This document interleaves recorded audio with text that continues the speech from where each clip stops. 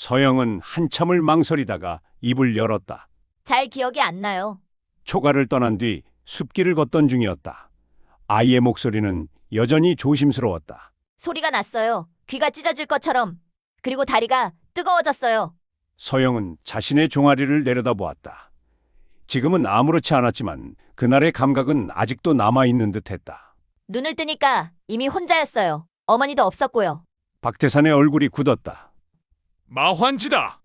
유적은 말없이 서영을 바라보다가 물었다. 그날 누군가 널 구해주지 않았나? 서영은 고개를 끄덕였다. 절에서 온 스님이었어요. 저랑 어머니를 데리고 사람들이 오지 않는 곳으로 숨겨졌어요. 개굴사 목현대사군. 박태산이 낮게 말했다. 자경은 그 말을 듣고 잠시 시선을 내렸다. 개골사 그 이름이 그녀의 마음을 미묘하게 흔들었다. 그럼 방향은 정해졌군. 유적이 고개를 들었다. 개골사로 간다. 마환지의 흔적도 혈영 중의 동선도 거기서 이어질 가능성이 크다. 길은 곧 갈라졌다. 하나는 산을 따라 북쪽으로 이어지는 길, 다른 하나는 도성으로 향하는 어둑한 숲길이었다. 자경은 멈춰섰다. 나는 여기서 갈라지겠습니다. 박태산이 즉각 반응했다. 뭐라고? 이 상황에 혼자 움직이겠다고? 자경은 고개를 끄덕였다. 도성으로 가야 합니다. 두 사형 아직 소식이 없습니다. 유적의 시선이 그녀에게 고정됐다. 위험하다. 지금 도성은 내가 가장 먼저 걸려들 자리다. 그래서 가야 합니다. 자경의 목소리는 단단했다. 누군가는 확인해야 합니다. 그들이 살아있는지 아니면 말을 끝내지 않았다. 그러나 모두가 그 뒷말을 알고 있었다. 박태산이 이를 악물었다. 내가 같이. 아니요. 자경이 단호하게 잘랐다. 혼자 가야 합니다. 밤을 이용하면 흔적을 남기지 않을 수 있어요. 유적이 천천히 물었다. 몸은 자경은 짧게 숨을 고르고 답했다. 이제 괜찮습니다. 그 말에 유적은 더 묻지 않았다. 다만 그녀의 기척을 한 번 더 살폈다. 흐트러짐은 없었다. 오히려 이전보다 정돈돼 있었다. 이틀. 유적이 말했다. 이틀 안에 개골사로 합류해라. 그 이상 늦으면 내가 움직인다. 자경은 고개를 숙였다. 명심하겠습니다. 서영이 자경의 옷자락을 잡았다. 누나, 자경은 몸을 낮춰 아이의 눈높이에 맞췄다. 금방 따라갈게. 그때까지 잘 있어야 한다. 서영은 말없이 고개를 끄덕였다. 그녀는 뒤돌아보지 않았다. 박태산이 다시 물었다. 정말 혼자서도 괜찮겠나? 자경은 잠시 그를 보았다. 걱정이라는 감정이 그 투박한 얼굴에 그대로 드러나 있었다. 제가 해야 할 일입니다. 짧은 대답이었다. 그리고 괜찮습니다. 도성은 누구보다 제가 잘 압니다. 그 말에 더는 붙잡지 않았다. 자경은 고개를 숙여 인사하고는 어둑한 숲속으로 몸을 던졌다. 개골사. 유적은 텅 빈 마당을 천천히 둘러보고 있었다. 이상하다. 박태산이 물었다. 뭐가 말입니까? 사람이 없다. 유적의 시선이 법당을 향했다. 숨어있는 기척도 도망간 흔적도 없다. 그는 낮게 중얼거렸다. 마치 처음부터 없었던 것처럼. 강민이 박태산을 보며 말했다. 저번에 독장이냐고 제가 물었었죠? 그랬지. 두 사람 모두 마환지에 당한 건 맞는데 영희 어머니는 독에 중독돼 있었습니다. 그래서 그때 형님을 의심했어요. 박태산은 깜짝 놀랐다. 뭐? 독에 중독됐다고? 예, 독에 당한 외상은 없는 걸로 봐서 형님이 가져오신 약이 의심스럽습니다. 그래서 혹시 약 방문은 어디서 받으신 겁니까? 그건 목현대사가. 에이, 설마 그분은 형님과도 친한 사이였고 무엇보다 영희와 형수님을 구해주신 분이야. 유적이 말했다. 내가 봐도 상당히 의심이 가는군.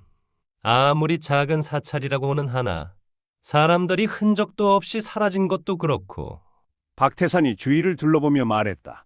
일단 어디 출타했을 수도 있고 하니 기다리면서 여기저기 단서가 될 만한 것이 있나 한번 살펴보는 게 좋을 것 같습니다. 일행은 사찰 외부 내부를 분주히 살피기 시작했다. 밤이 내렸다. 도성의 성벽은 어둠 속에서도 또렷했다. 자경은 그림자처럼 움직였다. 도방, 한때 그녀가 수없이 드나들던 곳. 그녀는 낮게 숨을 죽이고 이동했다. 도방은 숨을 죽인 듯 고요했다. 자경은 담을 넘으며 즉시 이상함을 느꼈다. 사형들이 머무르던 별채, 부서진 문, 말라붙은 혈흔, 자경의 눈이 차갑게 가라앉았다. 그때였다. 지금이다. 사방에서 군사들이 튀어나왔다. 매복이었다. 생각보다 일찍 나왔군. 앞쪽에서 화살들이 날아왔다. 자경은 망설이지 않았다. 검집이 울리고 몸이 움직였다. 짧고 빠른 격돌, 창이 꺾이고 방패가 부서졌다. 그녀의 검은 배기보다 흐름을 끊었다. 치명상은 아니었지만 모두 순식간에 쓰러졌다. 마지막으로 남은 한 낭장이 뒤로 물러나며 외쳤다. 그만! 그만! 자경의 검끝이 그의 목 아래에 멈췄다. 말해라. 무슨 일이 있었지? 낭장은 침을 삼켰다. 삼형조 전원 반역자로 낙인 찍혔습니다. 자경의 눈동자가 흔들렸다. 추살령이 떨어졌습니다. 살아있는 자는 없을 겁니다. 공기가 무너졌다. 그럴 리 없다. 삼형조 모두 하나같이 고수들이다. 오늘 낮에 마지막 남은 2명이 처형됐습니다. 우리는 그저 퇴로만 맞고 토벌은 북방에서 온 야만인들이 누가? 윗분들입니다. 도방을 통째로 정리하라는 명이었습니다. 자경은 검을 거두었다. 그리고 방향을 틀었다. 그녀가 향한 곳은 단 하나였다. 최욱 상장군의 군영. 군사들이 자경을 에워싸고 창을 겨눴다. 물러서라. 자경이 말했다. 상장군을 뵙겠다. 한동안 대치가 이어졌다. 잠시 후 안에서 목소리가 울렸다. 포위를 풀고 들여보내라. 노성한 목소리, 짧고 단호했다. 군사들이 갈라졌다. 갑주는 낡았으나 정제되어 있었다. 수많은 전장을 지나온 사람 특유의 기운. 최욱 상장군. 무신 정권이 들어선 뒤에도 끝까지 전장을 떠나지 않은 인물.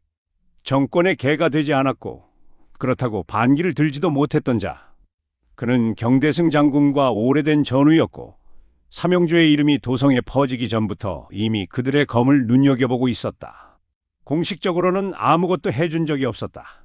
그러나 보급이 조금 더 내려오고 삼형조에 대한 중상모략과 불필요한 의심이 묻히던 순간들. 그 뒤에는 늘 이 노장의 손길이 있었다. 최욱은 자경을 보자 잠시 눈을 감았다. 올 줄 알았다.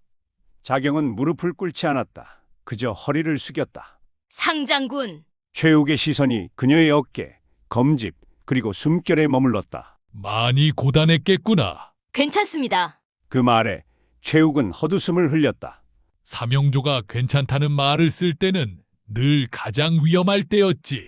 잠시의 침묵, 그가 말했다. 도방을 지키던 삼형조 전원.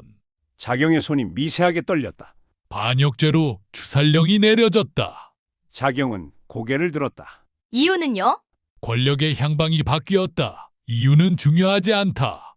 최욱의 목소리는 낮았다. 윗분들에겐 이유는 늘 나중에 붙는다. 자경이 이를 악물었다. 두 사형은 살아계십니까? 최욱은 대답하지 않았다. 그 침묵이 대답이었다. 자경이 말했다. 그럴 리 없습니다. 최욱의 눈이 잠시 흔들렸다. 이지영이 북방 야만인들을 불러들였다. 자경의 눈동자가 굳었다. 금강야차의 아들. 전투는 치열했으나 모두 제압되었고 잔인하게 처리되었다.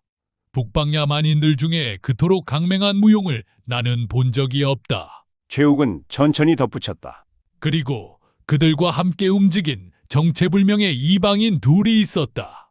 자경의 숨이 막혔다. 최욱은 한 걸음 다가왔다.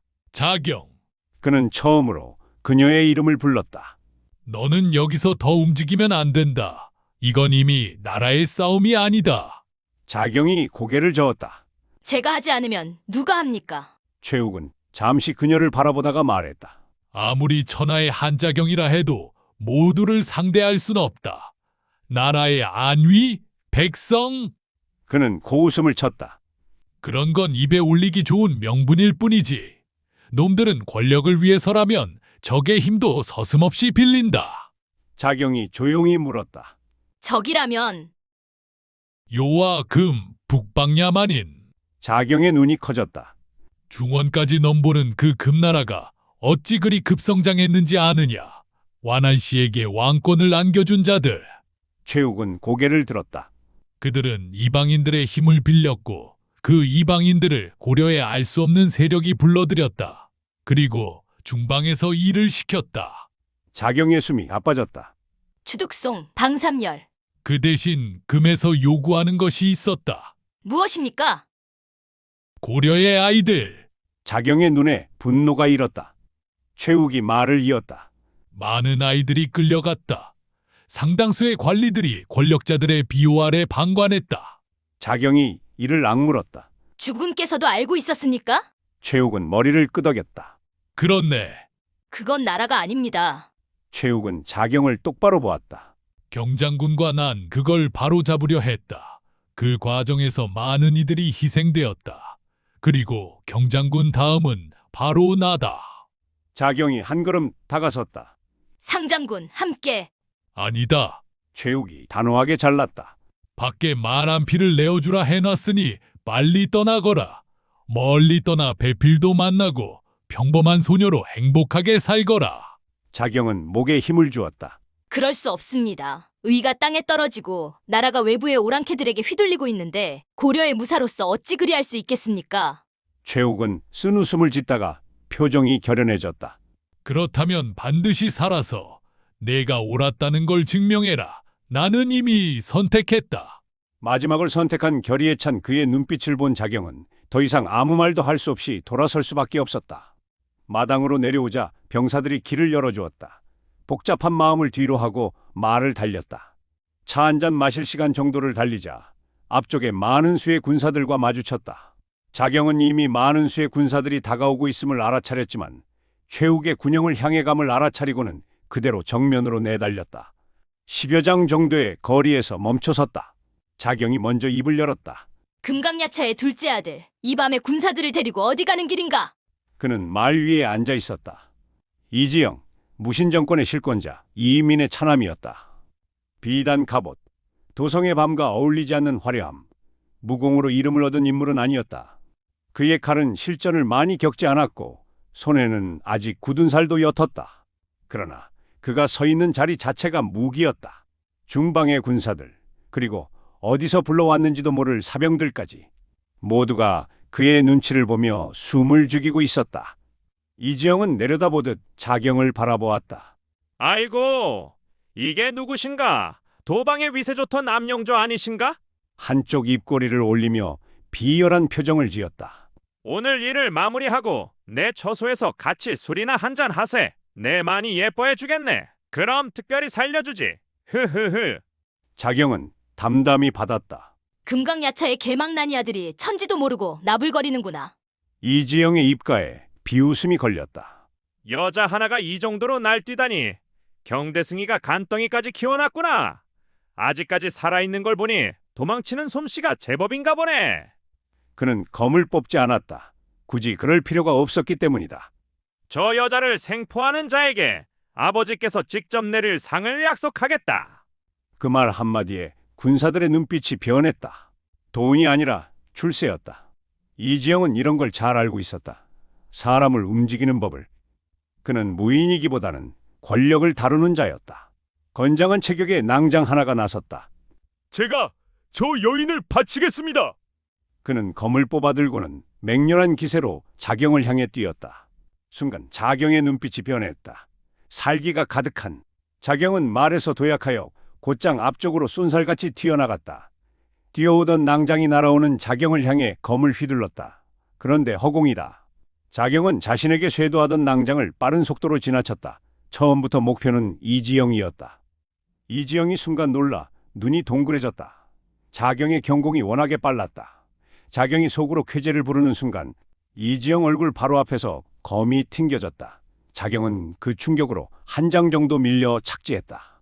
이지영, 그의 얼굴에는 당황보다 짜증이 먼저 떠올랐다.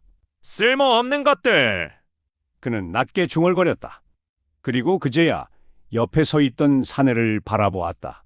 말없이 서 있던 자, 북방야만인. 그의 복장은 고려식도 금나라식도 아니었다. 검은 가죽과 회색 털가죽을 겹쳐 만든 전투복, 설산 늑대의 목가죽, 팔과 손목에는 쇠보다 단단해 보이는 가죽끈, 그리고 기이한 곡도 하나. 이지영은 그에게 명령하지 않았다. 부탁도 하지 않았다. 단지 말했다. 귀찮아졌다. 그 말이면 충분했다. 북방 야만인이 앞으로 나섰다. 이지영은 다시 자경에게 시선을 돌렸다. 살려서 끌고 오시오. 죽이면 잠시 생각하다가 덧붙였다. 그땐 내 기분이 상할 테니 그의 태도에는 한 사람의 생명이 흥정거리 정도로 취급되는 오만이 묻어 있었다. 자경은 그를 똑바로 바라보았다. 그 눈빛을 본 순간 이지영은 알 수 없는 불쾌감을 느꼈다. 저는 그녀는 그를 두려워하지 않았다. 존중하지도 않았다. 그저 지워야 할 장애물처럼 보고 있었다. 이지영의 입가에서 웃음이 사라졌다. 재미있군. 가만히 서 있던 북방 야만인이 입을 뗐다. 여기는 저한테 맡기시고 장군께서는 일을 마무리하러 가시지요. 이지영은 더 이상 자경을 보지 않았다.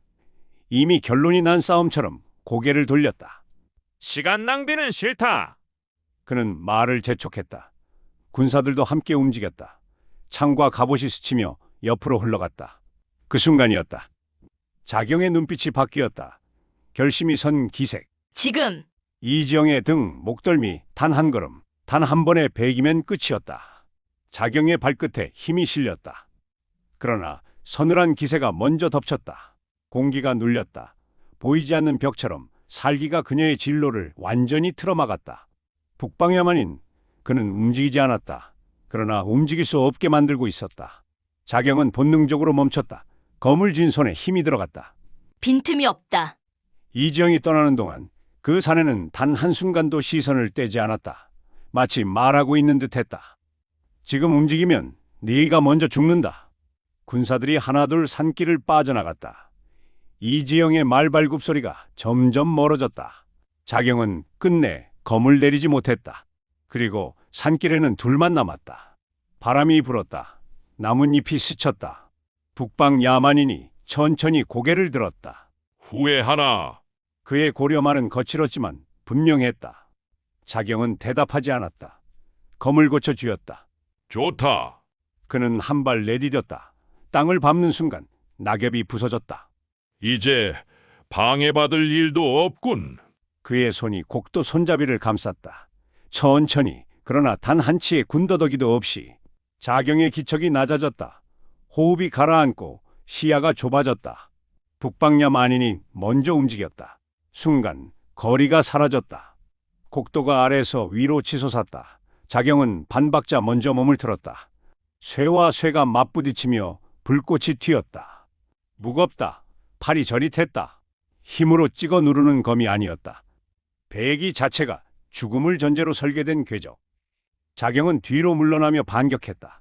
짧은 찌르기, 연속 배기. 그러나 사내는 물러서지 않았다. 곡도를 비틀어 받아내며 동시에 어깨로 밀어붙였다. 자경의 발이 땅을 긁었다. 강하다. 지금까지 상대해온 그 어떤 무인과도 달랐다. 기교보다 살아남는 법을 먼저 배운 자. 그의 곡도가 다시 움직였다.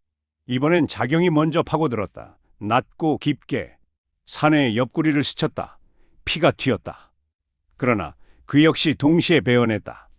자경의 소매가 찢어지고 팔에 열감이 퍼졌다. 두 사람은 동시에 물러섰다. 북방 야만인이 입을 열었다. 다른 놈들과는 다르군. 중원의 무공과 다르다. 자경이 물었다. 어디서 굴러먹던 놈인가? 요동팔귀라고 들어본 적 있나? 요동팔귀의 철옥이 손소맹이다. 거란의 유령들이구나. 자경이 말을 이었다. 내 두 명의 사형도 내 놈들이 해했나? 사형? 아, 그들은 이방인 2명과 함께 자리를 옮겼다. 이방인? 그들은 누군가? 글쎄, 금에서 왔다는 것 밖에는 모두 우리에게 맡겼으면 더 깔끔하게 처리했을 텐데. 아쉽군. 자경은 진기를 모았다. 이어 몸이 먼저 움직였다. 검이 허공을 가르며 돌아간다. 자경은 내상 회복 후 더욱더 빨라졌다. 매서운 검끝이 전광석화와 같이 손소맹의 목을 노리고 들이쳤다. 구마 12세 제일초식 파마지세. 비스듬히 목을 베어 들어갔다. 손소맹은 재빨리 곡도를 들어 목을 방어했다. 그런데 허초다. 목을 노리고 맹렬히 베어 들어오던 검기가 돌연 사라졌다. 이어 짧은 찌르기와 배기가 연속으로 정신없이 들이쳤다. 불꽃이 사방으로 튀었다. 자경이 뿌려내는 검의 속도가 점점 더 빨라졌다. 과연 사람이 시전하는 검의 속도인가 싶을 정도로 빨랐다. 자경의 눈에서 서슬퍼런 살기가 뿜어져 나왔다. 삼형조 동료들에 대한 복수심, 빼앗긴 패명사, 서영 어머니의 죽음, 모든 감정들을 손소맹에게 쏟아내는 듯했다. 그러나 냉정했다. 지난번 12야차, 11야차와의 전투에서 얻은 값진 교훈이었다. 자경의 검격에서 반이 허초였다. 손소맹은 막기 급급했다. 그래도 뚫리지 않고 있었다. 그 순간 자경이 갑자기 몸을 급속으로 낮추었다. 튕겨져 나갔다. 회심지세가 터져 나왔다. 자경은 어느새 검을 검집에 넣고 있었다. 손소맹은 들고 있는 곡도를 보고 있었다. 곡도 중앙이 뚫려 있었다. 손소맹의 눈이 잠시 흔들렸다. 그러나 곧 이해했다는 표정이었다. 이어 무슨 말을 하려는 순간 목이 앞으로 접히며 쓰러졌다. 자경은 말을 몰았다. 산길을 벗어나 군영이 보이는 지점에서 이미 냄새가 먼저 닿았다. 연기, 타는 나무, 피, 쇠. 말이 스스로 속도를 늦췄다. 불이었다. 군영은 이미 절반 이상이 무너져 있었다. 불길이 지붕을 삼키고 있었다. 사람의 손으로 낸 불이었다. 마당에는 군사들의 시체가 널브러져 있었다. 자경은 말에서 내리지 않았다. 그녀의 시선은 단 하나를 찾고 있었다. 그러나 최욱은 없었다. 갑주도, 검도, 시신도 마치 처음부터 존재하지 않았던 것처럼 자경은 고개를 숙였다. 불길이 타오르는 소리 사이로 그의 말이 다시 떠올랐다. 나는 이미 선택했다. 그녀는 검을 고쳐 쥐었다. 상장군, 짧게, 낮게. 기도도 다짐도 아니었다. 그저 인사였다. 불은 계속 타올랐고 자경은 말머리를 돌렸다. 개골사의 밤은 이상하리만큼 고요했다. 바람이 불어도 풍경이 울리지 않았다. 법당의 촛불은 꺼져 있었고 공양간에는 불을 지핀 흔적조차 없었다. 박태산이 낮게 말했다. 아무리 출타라 해도 이건 이상하지 않습니까? 유적은 대답하지 않았다. 대신 마루 끝에 쪼그려 앉아 바닥에 남은 자국을 바라보고 있었다. 사람이 떠난 흔적이 아니다. 박태산이 물었다. 무슨 말씀이십니까? 유적이 손가락으로 마루를 짚었다. 급히 떠났다면 흔적이 남는다. 정리하고 떠났다면 기척이 남는다. 그는 고개를 들었다. 여긴 둘 다 없다. 박태산의 얼굴이 굳었다. 그럼 처음부터 이 자리에 없었을 가능성이 크다. 강민이 조심스럽게 입을 열었다. 형님, 약방문 아직 가지고 계십니까? 박태산은 고개를 끄덕였다. 품에서 접힌 종이를 꺼냈다. 강민이 받아들고 한 줄씩 훑었다. 익숙한 약재들이다. 거봐. 유적이 말했다. 그래서 더 위험하지. 강민이 종이를 접으며 말했다. 단독으로는 평범한 약재입니다. 하지만 이것들이 함께 들어가면 독이 됩니다. 박태산의 얼굴에서 핏기가 빠졌다. 그럼 형수님은 유적이 잘났다. 기다렸다. 그런데 무슨 이유에선지 몰라도 그 기다림을 앞당겼다. 서영이 움찔했다. 유적의 시선이 아이에게 향했다. 그리고 그 기다림은 유언을 위한 시간이었다. 강민이 낮게 말했다. 무덤이 파헤쳐진 시점, 서영 어머님이 돌아가신 직후였습니다. 유적이 고개를 끄덕였다. 그 순간을 기다린 자가 있다. 박태산이 이를 악물었다. 목현대사. 유적은 즉시 부정하지 않았다. 아직은 이름을 붙이지 마라. 잠시의 침묵, 그가 천천히 덧붙였다. 다만 하나 확실한 건 있다. 그는 우리보다 먼저 알고 있었다. 서영이 조용히 말했다. 그 스님, 모두가 아이를 보았다. 그날도 다리를 잡을 때도 아이는 고개를 숙였다. 항상 웃고 있었어요. 유적의 눈빛이 변했다. 웃고 있었단 말이지. 밤바람이 법당을 스쳤다. 촛불 하나가 혼자 흔들렸다.